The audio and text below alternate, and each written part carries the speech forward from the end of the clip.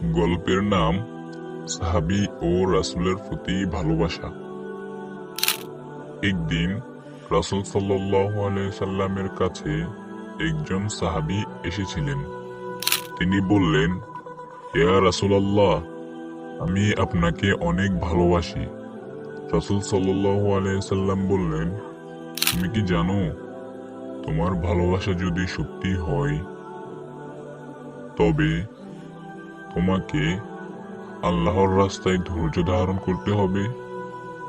সাহাবী বললেন, হ্যাঁ, আমি আল্লাহর রাস্তায় সবকিছু সহ্য করতে প্রস্তুত।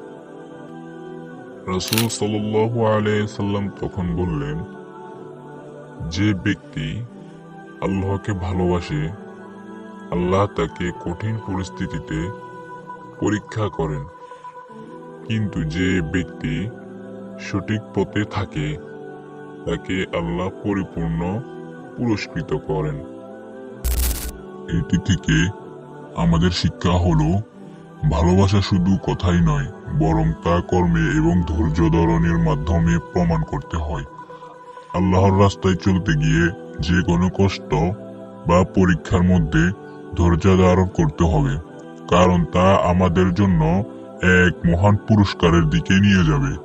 এই গল্প থেকে আমরা বুঝতে পারি যে আমাদের ভালোবাসা ও ঈমান শুধু মুখের কথাই নয়, বরং তা